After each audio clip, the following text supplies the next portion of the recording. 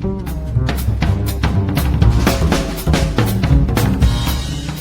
everyone, and welcome back to another Connect the Dots Roundtable, and we're incredibly fortunate to have one of our brilliant clients, Sophie Hurley from Honest Wolf, with us. We just want to have a chat, talk through the backstory, the history, and where things are going in the future for this incredible brand who we have just loved partnering with and seen their own growth journey. So, Sophie, welcome. So good to have you. It's such a pleasure working with you. And let's kick off with the 2-minute, 5-minute backstory of what's the genesis of the brand. Tell us about the history. Wow. Hello, everyone. Thank you for having me. I just absolutely love working with you guys, and it's cool to be able to have this chat, I guess, deeper with you, Glenn, and tell you all a bit more about behind the scenes of our brand Honest Wolf. So my husband Sam and I, we live on the family farm in the middle of the North Island, near a place called Huntable.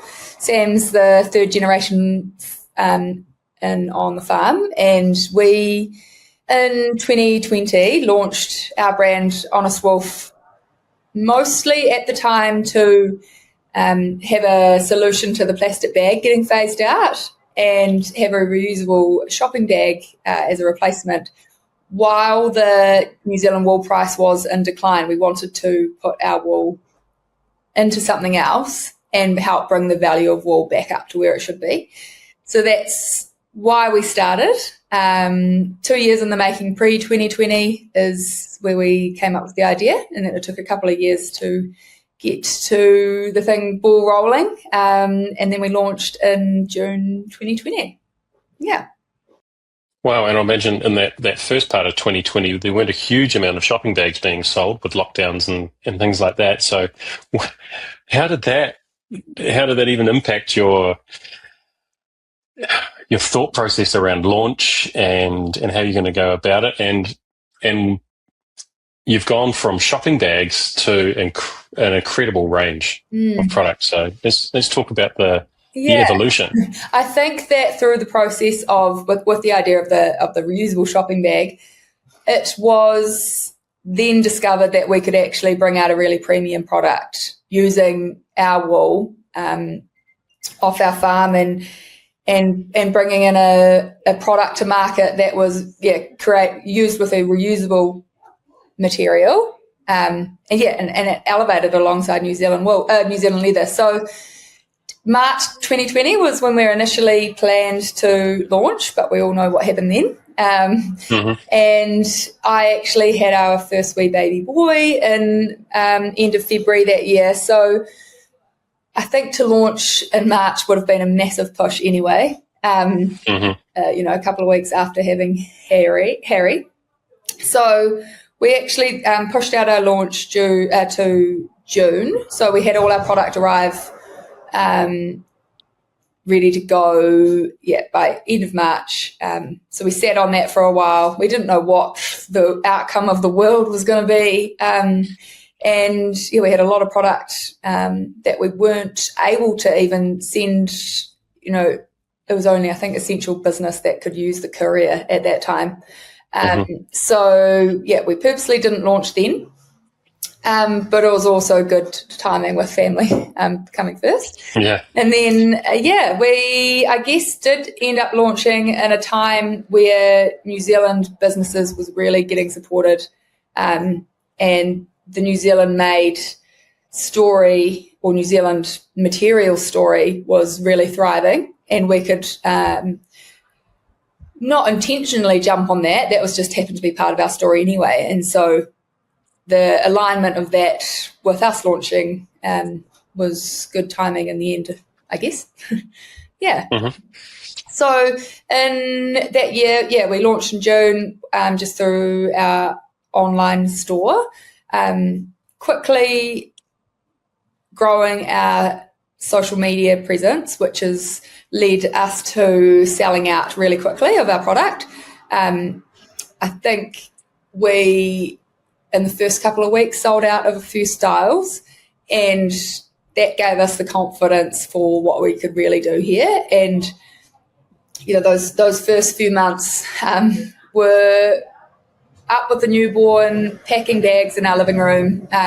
Sam would come off the farm, would be packing until midnight, juggling new family life, new business, and just trying to sustain the growth where we know we could really take Honest Wolf, while trying to deliver to the consumer, but not having so much demand for the product that they would land on our website and it'd be sold out. So it's a really tricky balance of getting the brand out there but not disappointing the customer when we were low on stock.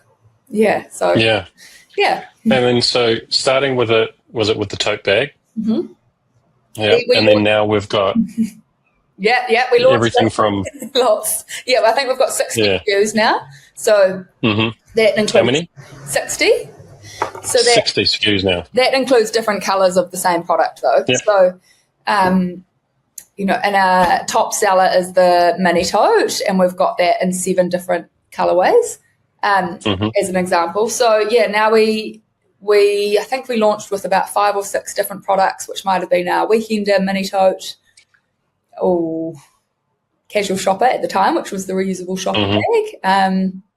Maybe a wool hat, I think we launched with, and then maybe something else. Then now we dive deeper into, different sizes, different uses. Yep.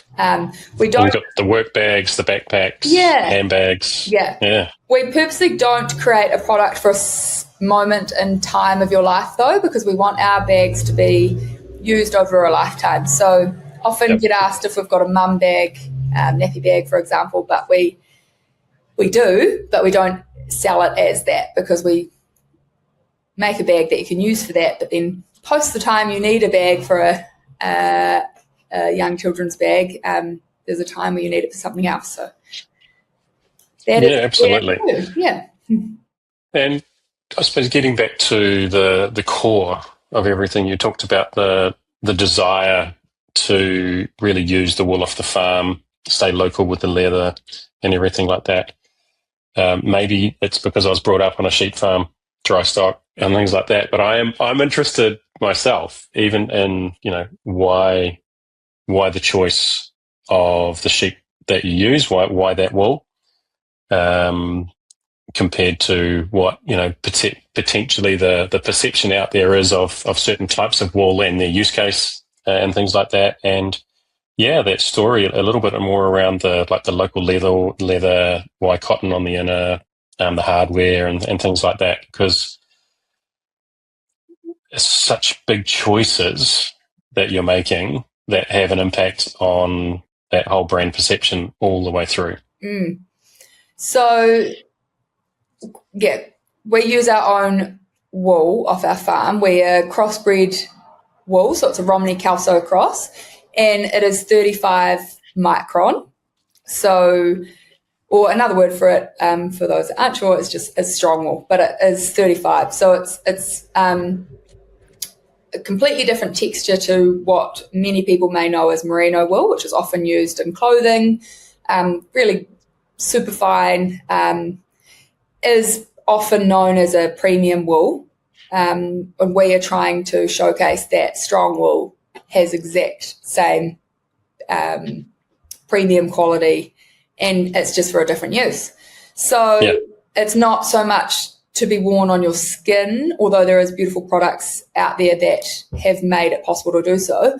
But the strength that the crossbred wool provides means that it can handle being a luggage product, which might have 10 to 15 to 20 kgs, depending on how heavy you pack. And it's able to handle that. So that is why we use our wool. We use our ewe wool, not our lamb's wool, because lamb's wool at the time was getting a better price, and we wanted to focus on lifting the ewe wool price and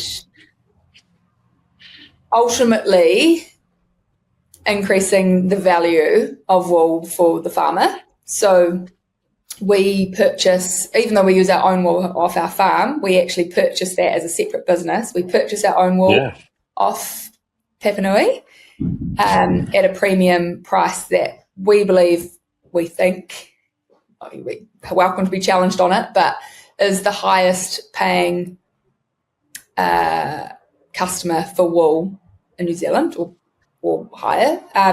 We've got room in our business to grow that as well. So we want to eventually buy other farmers' wool and help increase the price of what the farm gate is receiving.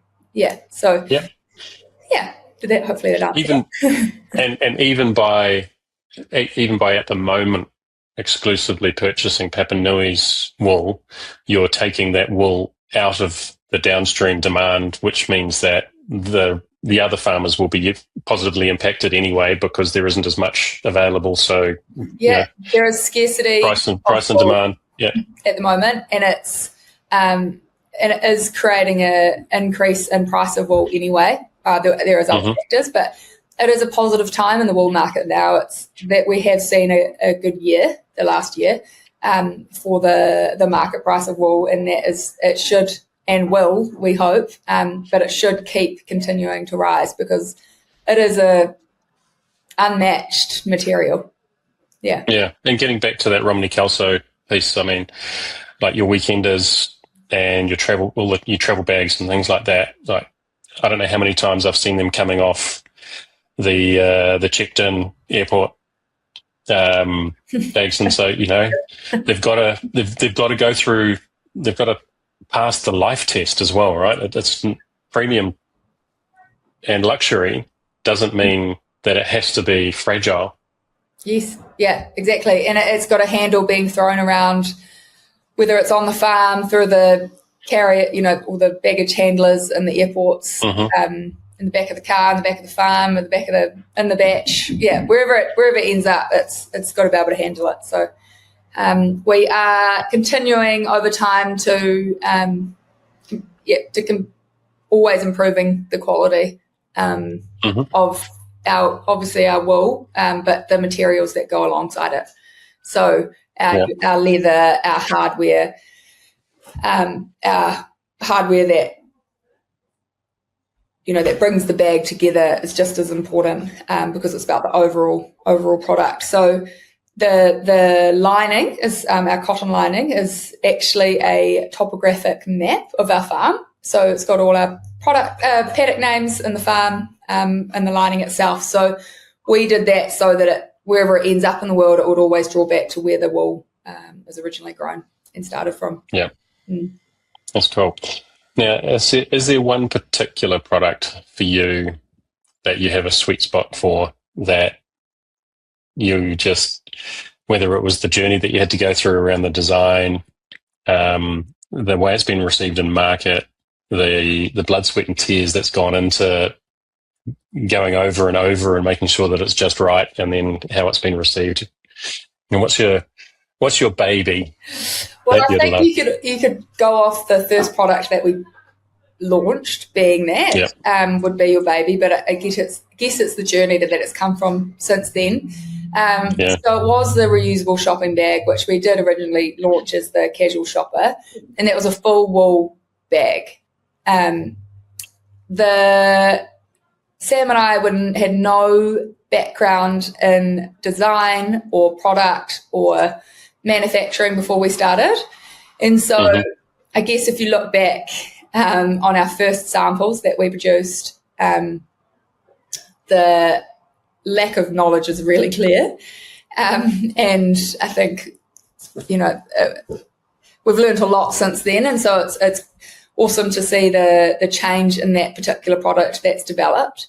And it's now one of our it probably was always one of the most popular products, but now it's one of our two top sellers. It's sort of lent itself into what's known as the heritage bag or the everyday bag now, and that construction has just slightly changed. The handle strength used to be wool handles, but we've now adapted those to be leather or cotton handles to be able to handle the weight of the bag. So that is available in multiple colours and it's a bag that can be used for multiple facets in life, and whether it be a beach bag, gym bag, grocery bag, it's just something that you can never have just one of. It's Yeah. So it's that would probably be one of them. Yeah. It's been great to see the evolution from our side as well, and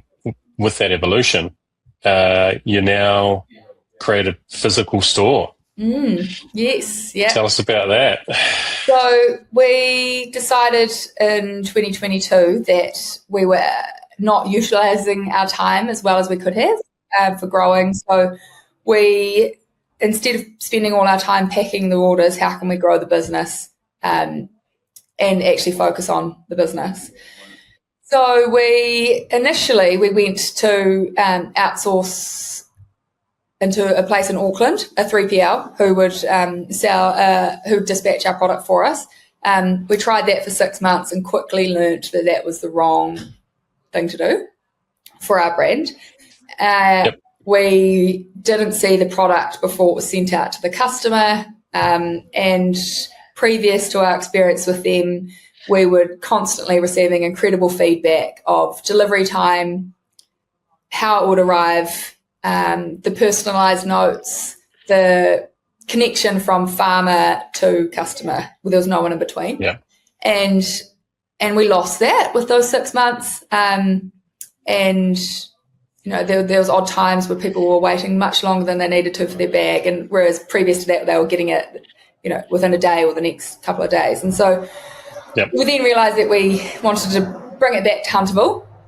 So we started, there was a building available for rent on State Highway 1 in our wee town. So it was an opportunity for storage of our product and to send out orders.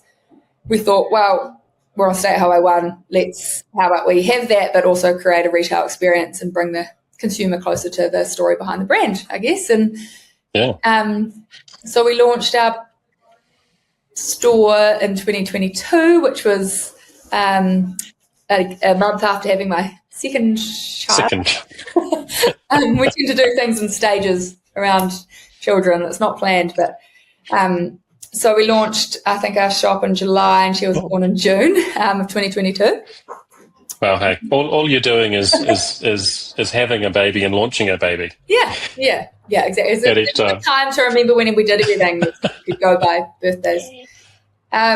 So now we have been here, what is that, 2022 to, what are we, 2026? Yeah, so nearly 4 years into having our store, and we've managed to grow our team. And here, a big part of what we want to do in our store is actually increase local job availability. I really struggled when I moved here for the job opportunities available for careers that you may have built before moving to a regional destination. And so to be able to employ locally is we just want to keep continuing to do that and have our brand presence in a rural environment and offering rural people these same career opportunities is pretty cool. So we've been going 4 years. We are now renovating another retail store.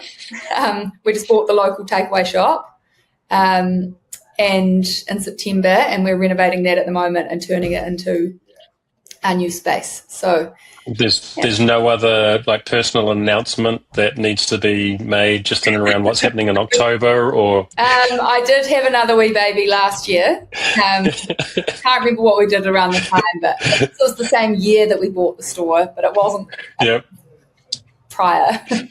Yeah. Oh, goodness. No. And so we've gone from online direct-to-consumer e-commerce through to retail bricks and mortar, and probably the then there is lots of other people do. And then there is the area that most fail to see the significance of, and that's those collaborations, partnerships, and corporate. So let's have a chat around that. How did you get into corporate, and what sort of collaborations have you been involved in? Because it's some pretty special things, right? The Olympics and a part of our business that happened. We didn't plan it to be. It just naturally happened with I guess, one of the first inquiries coming in for a product that was supporting farmers in New Zealand. It was a small business. It's made of natural products. It was able to be customised. So that lent itself to one of our first corporate orders. And now, it's a growing area of our business. We call it our corporate wolf. And we can either customise product depending on quantities of colour or styles, or we can use our existing range, and we've got an in-house embroidery machine. So our team has trained themselves, we bought an embroidery machine, and we're able to customise with corporate branding and corporate colours, and we've got a range that we can supply in large quantities now, which is awesome to be able to provide a solution to the market for providing something that's not just going to be thrown in the bin a couple of months later, or it's going to be well received by the customer or staff member or whoever might be receiving it. So it's awesome for us to be able to dive into that.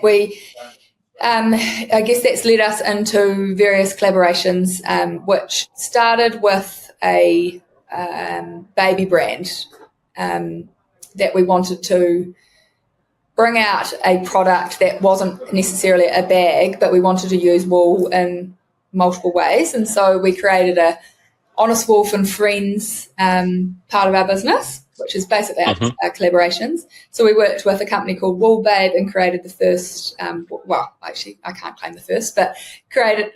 Your first.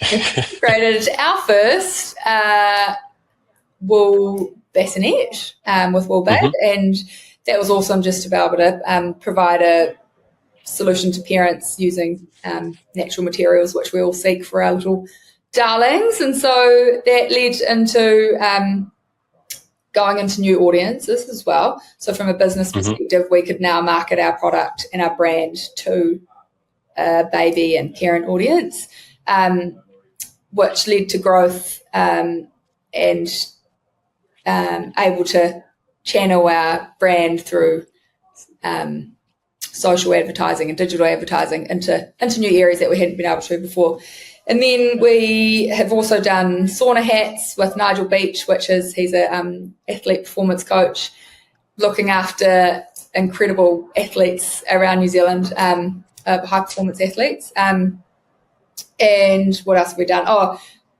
Quite a big one was the New Zealand Olympic team supporters range that we brought out for Paris 2024. So we worked with the New Zealand Olympic Committee and helped athletes get to Paris through creating a range. It was pretty cool to see the Olympic rings on wool. So, and we've done various other brand collaborations.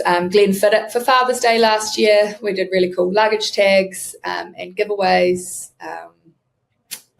There's always something in the works of what we want to be doing with other brands, And you're doing wonders to strengthen the perception and stereotype of the Kiwi farmer culture of we're just going to figure it out.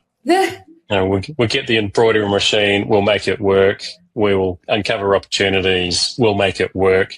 I think we just figured it out on the way, and if we knew what we knew now, we might not have done it. But in a way, you would have got scared off. But I think the best thing is that we don't have experience, and so we just wing it and we just make it work around our own family and business, and the people that we've got around us are incredible to help us achieve what we seem to come up with. It's not just Sam and I anymore. We've got amazing team support. So with that, as putting your founder's hat on, and for those people that are out there going through the ups and downs of starting and running a firm, what have been those learnings for you that if you look back and you went, my God, right, either I would never have done this, or you know what, I'm so glad that I did it because I learned from it. Yeah. And what is that advice that you would give to somebody that is early in their founder journey? I think that, I don't know, every business is so different, and it's hard to. There's no rule book that you need to follow, and it is trial and error. And as an example, before, a big mistake we made, but maybe it was also what we needed to make, was the going to a 3PL. That didn't suit our business because of the story and the personalised experience we like to offer, whereas that might suit another business who doesn't have that same, they're telling a completely different story and they don't need that. So I think that, there's no rule book to follow. Don't feel like you have to do the same thing as the other business down the road. I suppose from that, though, you were very clear around your expectations and what you wanted and needed for your client experience to have, your customers to experience. Yeah. And so I suppose one of those learnings has to be in and around, I suppose, be very clear on what you want and what you are not prepared to compromise for your customers. True. That's true. And they are what helps you grow as a business. So you need to make it work to be able to deliver for them. So that is definitely, you're right, it is something that we continue to look for with whatever we're developing. That is why when we are developing our new store at the moment, we are involving our customer and our social media following so much, because they are helping us design it. They've always been part of our story, and so we're getting them involved where we can. But I guess another piece of advice I would pass on to Sophie a couple of years ago would be, there was a time where Sam and I, we were doing everything in the business, whether it would be packing, invoicing, designing new product, freight, logistics, and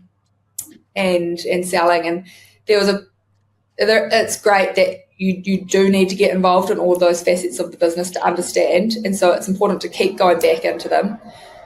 But there is a point where you need to let go of the things you're not good at, and or don't necessarily enjoy as much. And so it took me a wee while to let those reins go.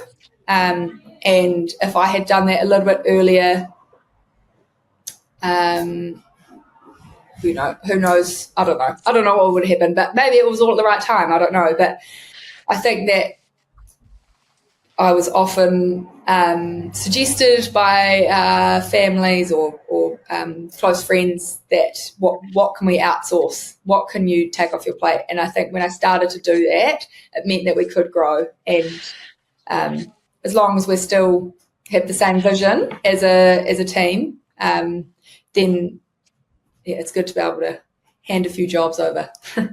Yeah, we've only got so much capacity, right? And even as founders, a lot of the time we will do not just the 40, but the 60, the 80, the 100-hour weeks for little or no return. And it is that hard balance to find in regards to the early days in the journey where you just have to learn by those mistakes and figure out what you're good at and what you're passionate about and things like that. But there also has to be that time where you're able to take stock and go, well, what is the 20% of things that are in my zone of genius that I love doing that is going to make the biggest impact on the firm? And then what are all of those other things that I can gradually let go of? Yeah, I think that also helps you with your passion for the business, is if you get to focus on the things that you are good at or things that you are still thriving in. If you're stuck in the parts that you don't necessarily, the numbers game is not my expertise, and so if I was stuck in that every day, my passion would probably drop off. And so where is your passion focused now? What's next for you in regards to that critical focus that you need to focus on? Yeah, I think where best that I focus on is the storytelling, is our why. You can continue to get excited about growing the brand and going international, going to new markets. But I think that I consistently want to grow at a natural pace to what's important, and that's around our family. And so I like being in charge of the stability of the business and the growth and and the marketing and my current passion is the new store development, because I feel like we've had 4 years in retail physically now, and I think that we can tell our story so much better than we have when we first moved into our retail space. And so kind of gives us a clean slate, and what can we do better. I think we tell it really well online, but it's just trying to transfer that into our physical presence now. What is it that you want your customers to think and feel when they get an Honest Wool product? I think that I would love to, get across that we're just everyday farmers trying to do something else and utilise our land more, continue to be able to farm our land as the generations have before us, and our bag is just, I don't know, I guess a heritage piece to what a lot of New Zealand farmers are doing. And if they can hold that in their hands and be proud to hold a New Zealand wool product, then we can call that success. Yeah. And like for me, coming from a farming background as well, I love that, because there is such beauty in the land as well. And people forget that it's a thankless, hard life from time to time, but the benefits of being out there, the benefits of being on the land and being surrounded by such beauty are incredible. And to be able to get to share that, and to be able to take your passion, your heritage around 3 generations on that land, and to turn it into something that is actually a direct reflection of not just you, but also Papanui Estate and the decades that have led to this moment, I think is really cool. And I love that little touch in and around the topographical map and the cotton on the inners, because that creates that from a consumer perspective, it does create that connection to the land. And so I applaud you so much for those little things that other people may not have actually thought of. Yeah. Oh, thank you. So being able to tell a story is one thing. Your growth journey is another one, in regards to whether you've been in the right place at the right time, whether you've done the right advertising, those sorts of things. So many people are caught in the trap of chasing the next Labor Day, the next anniversary, the next Black Friday sale and things like that, and they train their customers to expect certain things. You have a slightly different take on that, and you've approached it in a way which I'd love to hear more about and the thought process behind it. So let's just dig into that quickly. So I think as a business, we've chosen not to succumb to the discount culture that is so normalised around New Zealand and around the world now. New Zealand has definitely joined the whatever we call it. The rest of the world was doing it, and so now New Zealand is too. Black Friday never used to be part of our culture.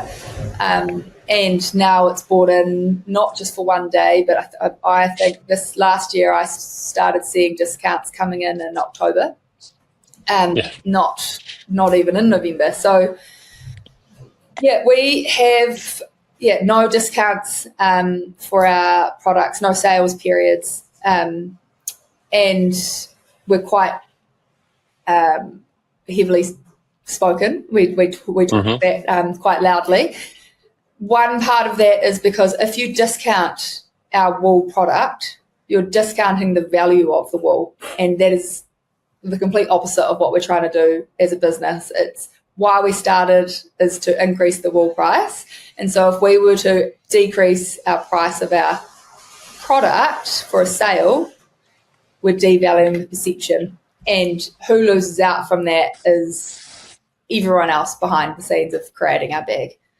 So we continue to make a stance. For the last 2 years, we've closed our physical retail store here in Hunterville. And we, in 2024, we also closed our website for the day. So you couldn't purchase anything on our website.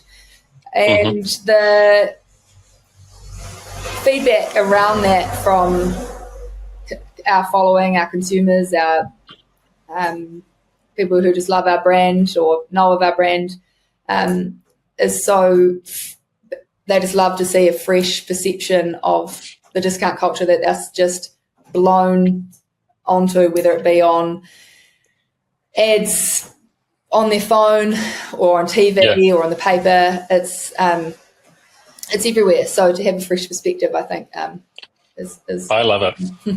And what I also love about it is not only are you protecting the value of the product, you're also honouring the value that your clients have already placed on the product by making that purchase previously. Yeah. And not saying to them that, well, you bought it yesterday, but I'm going to give it away tomorrow to somebody else. And who's actually the more important client? Yeah, exactly. So frustrating as a buyer when you buy something and the next week you see it at a discounted price, and it's just there's always a time and a place that you can discount a various product or a SKU or things like that, but should it be for the sake of a sale? Yes, agree. Yeah. That's the question that people fail to ask. And in some businesses, it makes so much sense to be able to do that. But for ours, we're not a seasonal product. We're not. You can buy our product in 2026, and you can buy the same thing in 2020, and it's not out of fashion. It's not. We're not following seasonal trends, and so why do we need to discount? Love it. So from me, I think it's a great place to leave it, because it really shows how not only have you invested all of these now coming up 6 years into building a brand, but it's also adding to the legacy of Papanui Estate. It's protecting the revenues for Papanui Estate. You've built a business in an area there that there wasn't a business before, so you're not crowding the market with just something else. And you've created an incredible, passionate following of people that value your products and are prepared to pay well for them. And you should be commended. And we really look forward to seeing just how much further the journey goes at that sustainable rate. Thank you. And no worries. For your support and your wider team on how we get there. So it's great. I feel like we're all part of the same journey and see what we can do. Absolutely. Yeah. All right.